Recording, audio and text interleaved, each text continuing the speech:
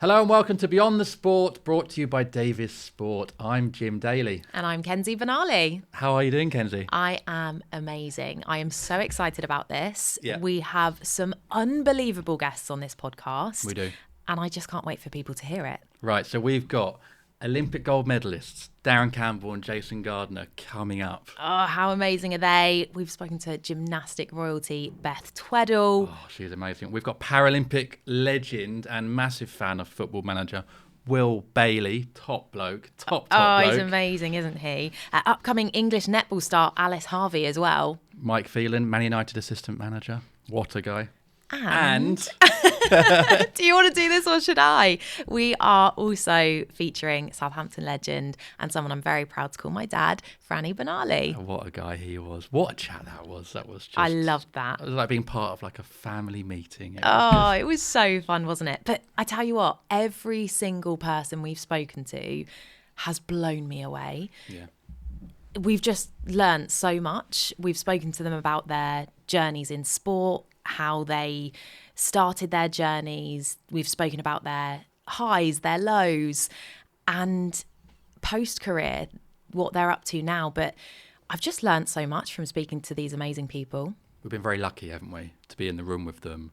We're talking about, what they're doing post-career, how they're inspiring the next generations through the gifts that they've got. Who are the teachers?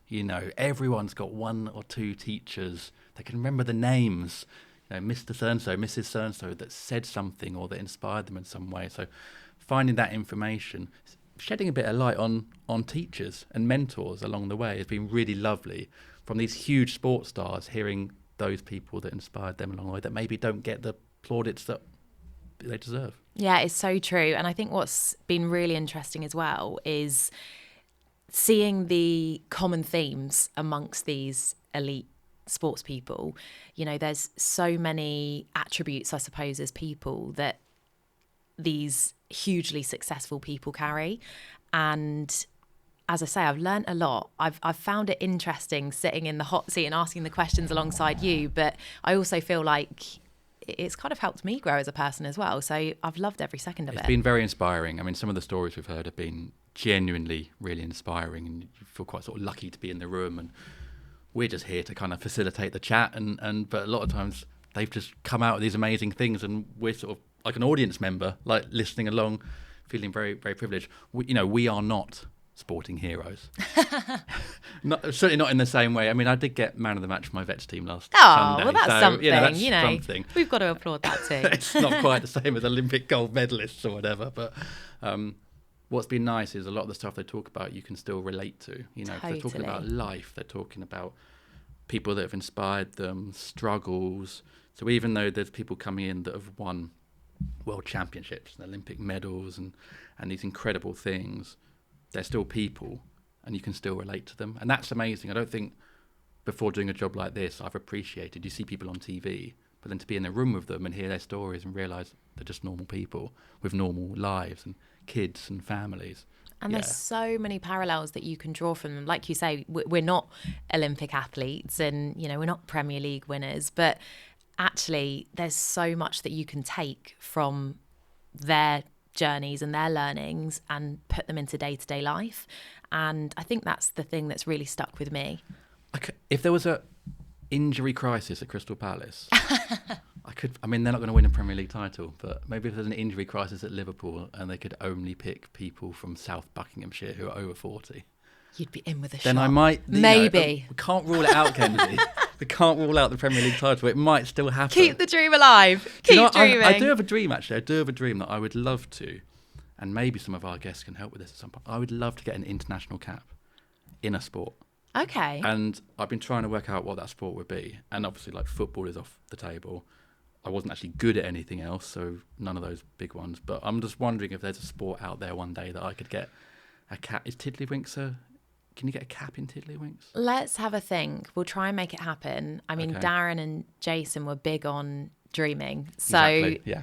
Maybe they'll help me find that international cap at some You point. never know. We'll make it happen. Not going to rule it out. No, we really have got so much to cover and so much to look forward to. But we thought, as well as giving a little preview of what's to come in this podcast, we also wanted to give people a bit of a flavour of us and who we are and what they can expect throughout the series. Absolutely. Let's start with you, Kenzie, because you come from a sporting family, don't you? So I'm guessing sport was always around you growing up. What was that like? Yeah, absolutely. For anyone that might not know, as I said at the top of the show, my dad, Franny, was a professional footballer. He made nearly 400 appearances for Southampton. So, as you say, I grew up immersed in that world, and sport has always been a massive part of my life, both from the perspective of watching my dad being a huge football and Southampton fan specifically. I'm sorry to say at the moment, we're riding a bit of a difficult wave, But again, that's part of these episodes. It's all about the ups and downs of. And joking aside, I wouldn't want to support any other team. You know, I'm born and bred Southampton, obviously immensely proud of everything my dad achieved at the club. And yeah, I'm Southampton through and through. So thick and thin, we support our beloved teams, don't we? And I know you're a huge Crystal Palace fan. So you've had some highs and lows as well. But yeah, as I say, sport was a huge part of my life from the perspective of watching my dad, but also I've always been hugely sporty myself, played in all the sports teams throughout school, and, you know, was very lucky that I had a mum and dad that facilitated that and supported that, and I suppose exposed us to so many sports early on in our life. You know, myself and my brother played a different sport every night of the week. And I honestly think it was character building in so many ways. I think I'm who I am for a lot of reasons because of sport. I made some great friendships through sport and learned a lot about myself through sport as well. So yeah, definitely, you know, owe a lot to playing sport growing up, for sure. I think that's one of the best things about sport, isn't it? Like it's very inclusive. It can be a real launch pad for developing a young person's mind, you know, getting confidence. I feel very lucky that I was introduced to sport from a young age as well. You're a presenter.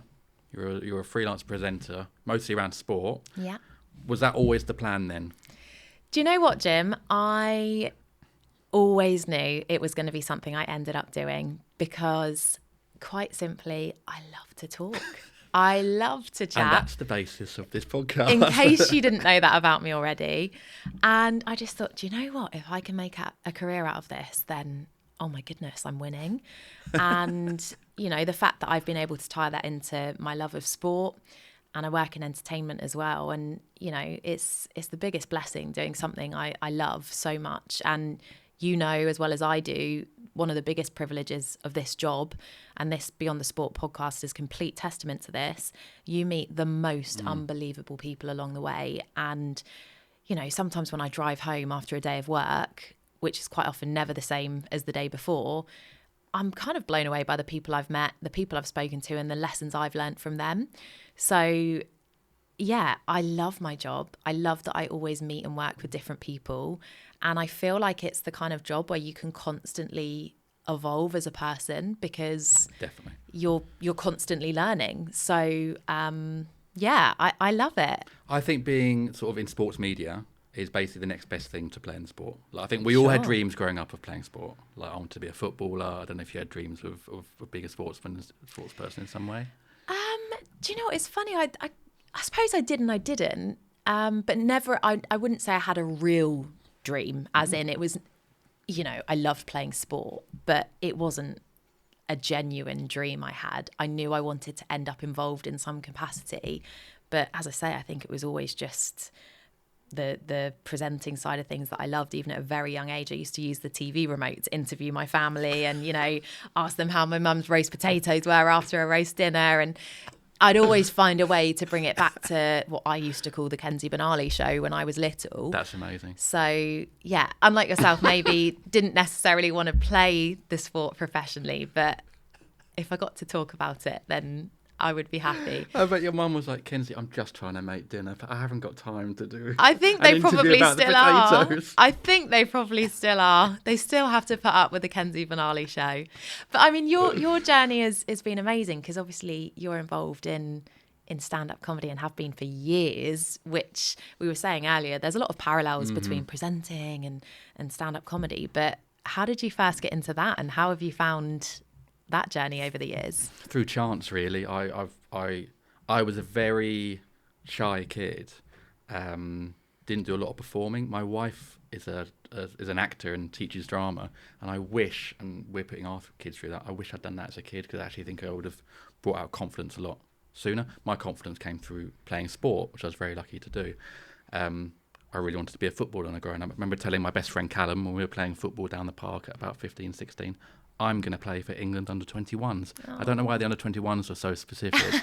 And he was like, no, you're not. You're like 16 and not in an academy. Of course you're not going to. That's not going to happen.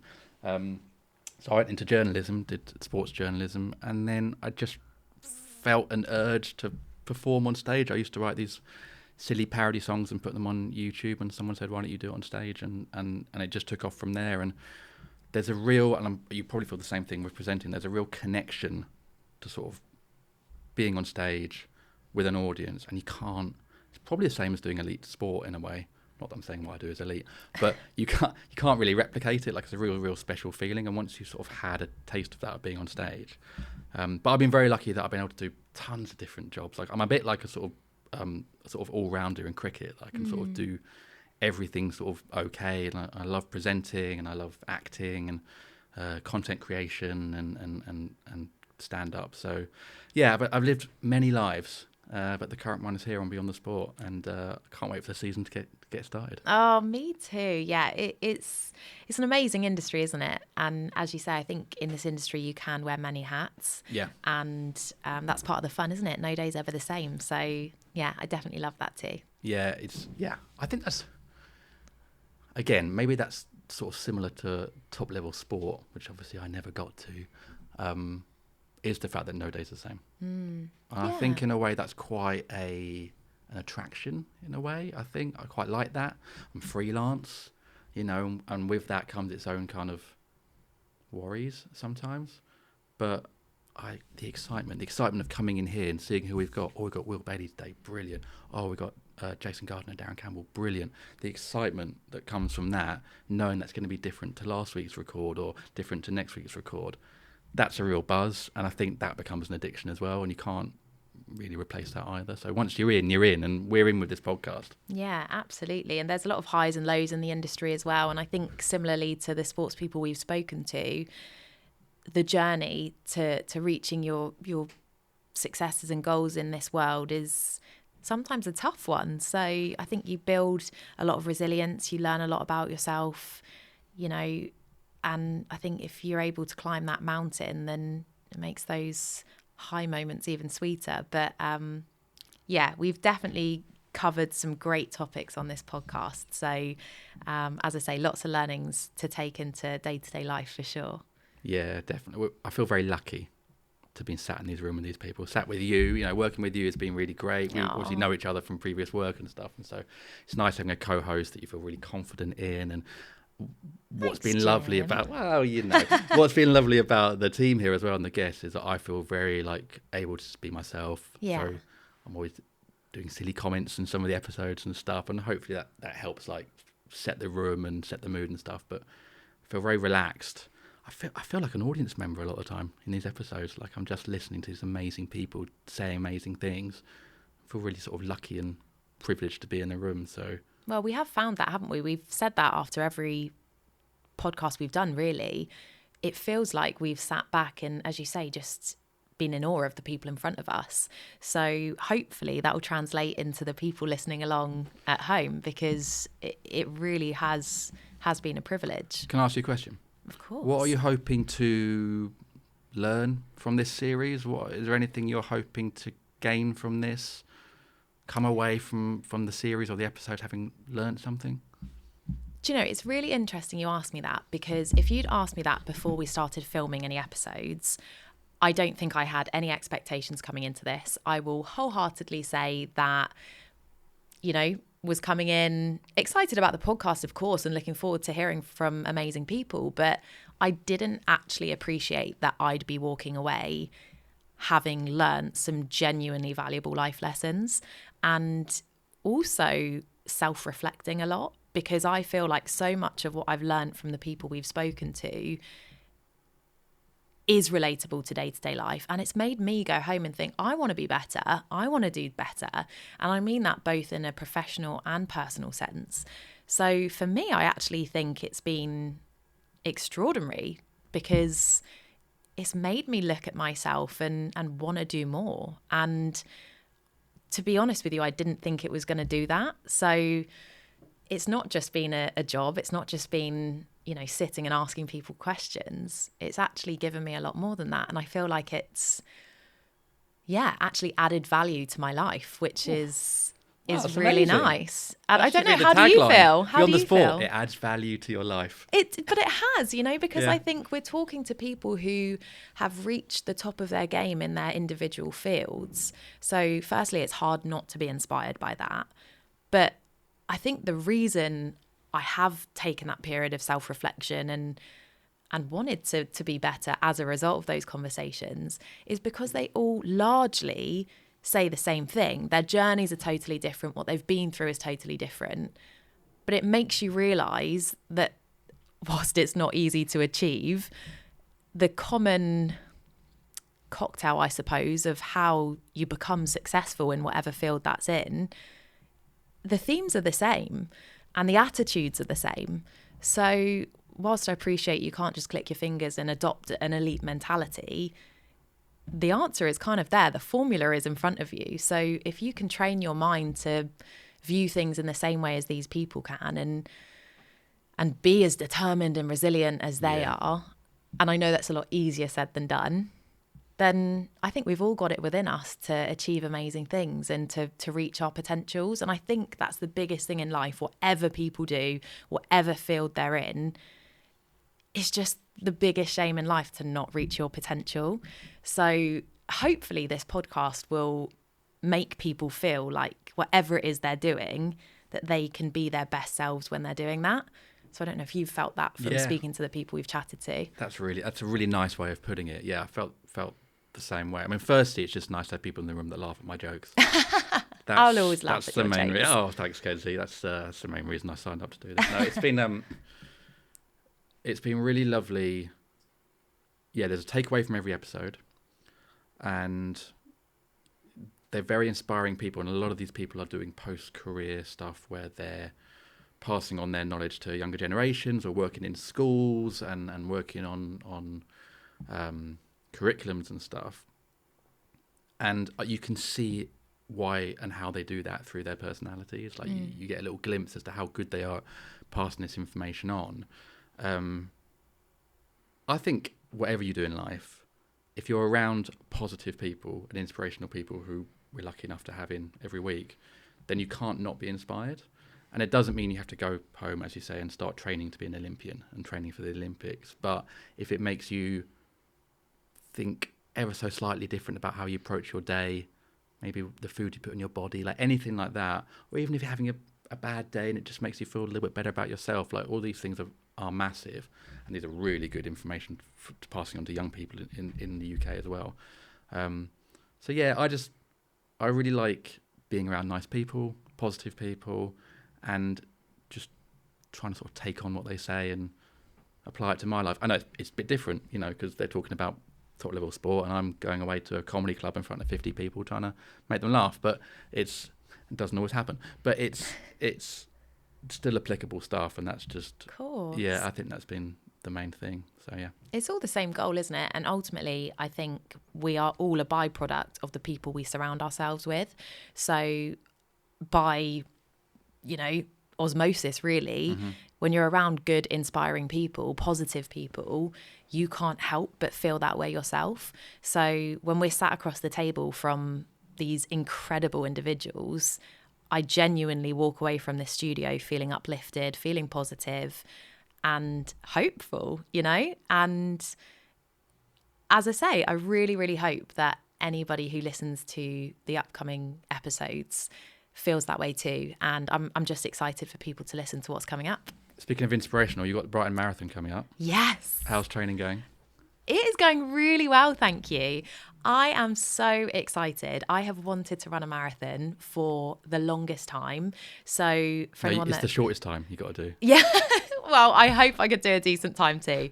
But yeah, I mean, my dad's always been, into his running. He did the London Marathon, I believe, in 2006. So really, ever since then, I was like, I want to do that. And he's taken on some crazy ultra endurance challenges in more recent times. And so I think that element of pushing your body has always been intriguing to me. And I became a mum what year are we in? It's 2025. I became a mum last year. Oh, wow.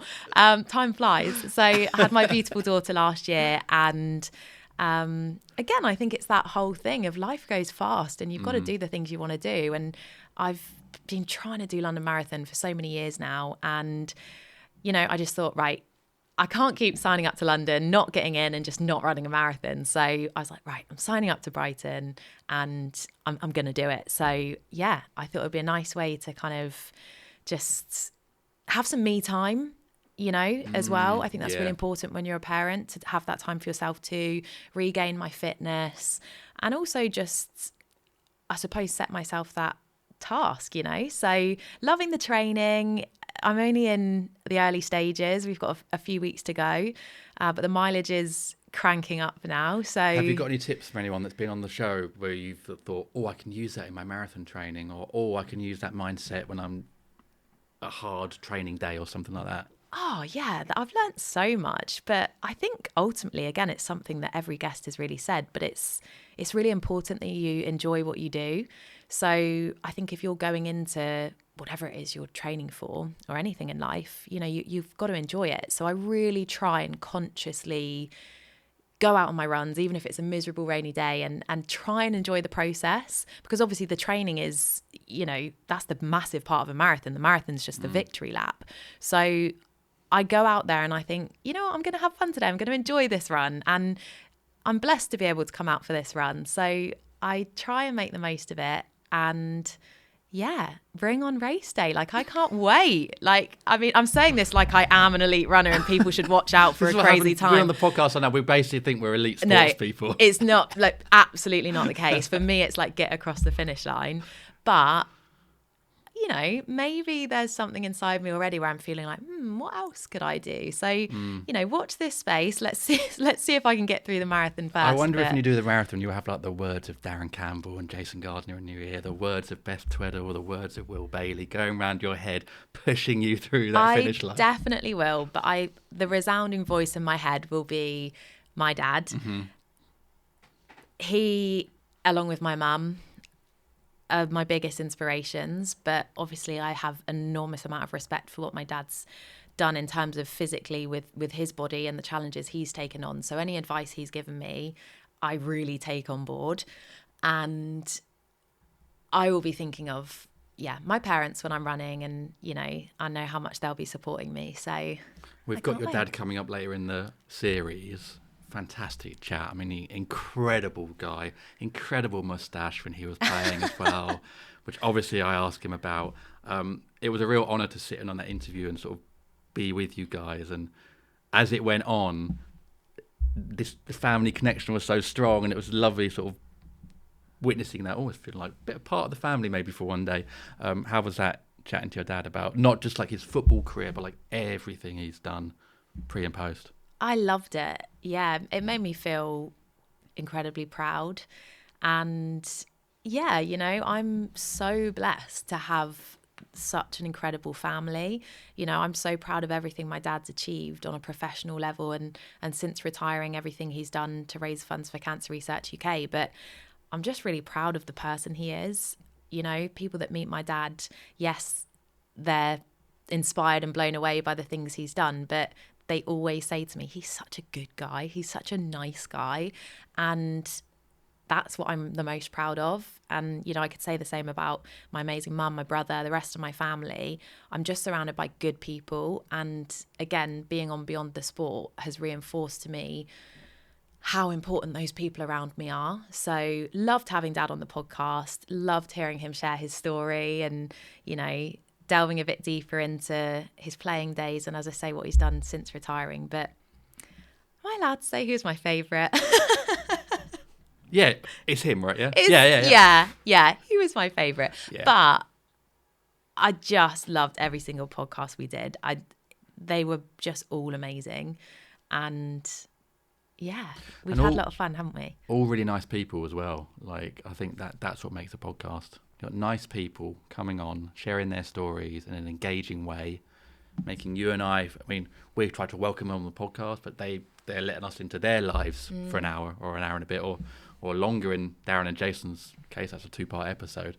So, nice personalities, but just nice vibes, nice people in general. I think that's what makes a good podcast, and that's what makes this series, and our listeners hopefully are going to really love it, because you've got great stories told by some genuinely fantastic people, and what's not to love about that? Yeah, absolutely. Is there anything that's particularly stood out for you from our recordings? I loved that Will Bailey's into Football Manager. I don't know if that made the edit. I love that. That's what you've taken from all of this. But we started like 25 minutes late because me and Will were talking about who were the best players in Championship Manager 01-02. The answer is Tonton Zola Makuku. And so that was great. But yeah, connecting. And in fact, what's been lovely is that a lot of our stars of, our parents and now they're in later stages of doing stuff post-career. So being able to talk to Beth Treadwell about her kids, and her kids and my kids are the exact same age. So that's been really lovely, like finding out the life and the people beyond the sport, outside of what they've done in their career. It's been really nice, and connecting with them. We had lunch with Darren and Jason, which was absolutely lovely. So yeah, to me, getting to meet these people, hear about their stories, but actually meet them on a personal level, connect to them, has just been so lovely. Probably what I should have said was holding the Olympic medals. That was very cool. Holding and wearing. And you were pretty quick to put those around your neck, let's not forget. It went straight on. Oh yeah, Darren and Jason brought their medals, and you'll see those later in the series. And what a moment that was. Just something you'd never think you'd ever be in the same room as, let alone these people with these medals. So yeah, that was... it was weighty, but it felt like it sort of felt right on around my neck. It suited me. It suited you. It did. Well, we've certainly had a lot of fun recording this podcast. I've certainly learnt a lot, and I really can't wait to share this with everybody watching along at home. Absolutely. Our first episode with Olympic gold medalist Darren Campbell and Jason Gardner is available to listen to right now. It's a 2-parter, and it's absolutely fantastic. So go and listen to that right now, wherever you get your podcasts. And we'll see you again very soon. Bye.